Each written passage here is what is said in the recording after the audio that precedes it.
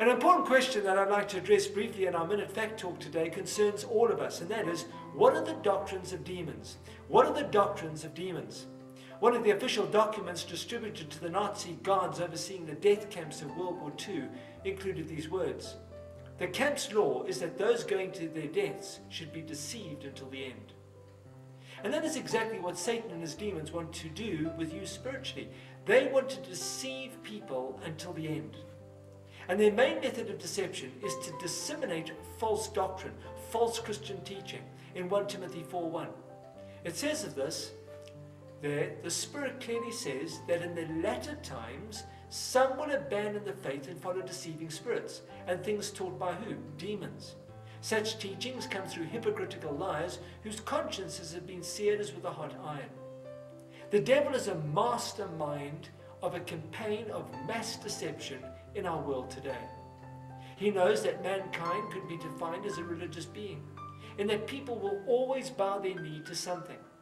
And so Satan will use false religion, false teaching, and false desires of the heart to keep people deceived over something and away from God until it's too late. You may have heard the illustration that one drop of cyanide in a jug of water is enough to kill you. Well, the same is true of false teaching. Don't dabble with it. Much of what is said is truthful.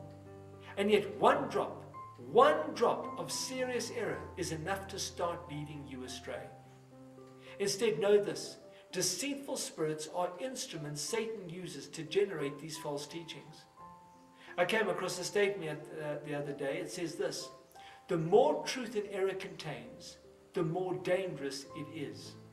The more truth an error contains, the more dangerous it is. And Satan is willing to give you truth, Christian, as long as he can squeeze in poison.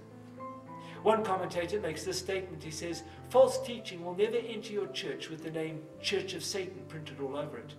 Deceitful spirits cleverly drape their doctrines in respectable and even pious robes of religion. The teaching appeals to the flesh and is presented with charm and charisma. False teachers speak convincingly to the issues of their day and often use the scriptures, almost always out of context, to give the appearance of good faith teaching. Wow.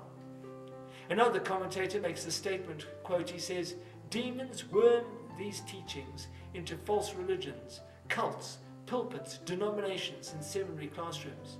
Satan is mentioned in 4 of the 7 letters to the churches in Revelation, chapter 2 and 3. We must never forget that Satan is always at church before the preacher is in the pulpit, or a member is in the pew. He comes to hinder the sower, to impoverish the soil, or to corrupt the seed. As you think of these things, I'd like to close with a statement about the Bereans in Acts 17:11. It says of them, as they listened to the Apostle Paul teach, as well as Silas, that they received the message about Jesus with great eagerness, and what? Examined the scriptures every day to see if what Paul said was true. May I encourage you to test everything you hear with scripture. Examine the Bible teaching. May God bless you as you do so.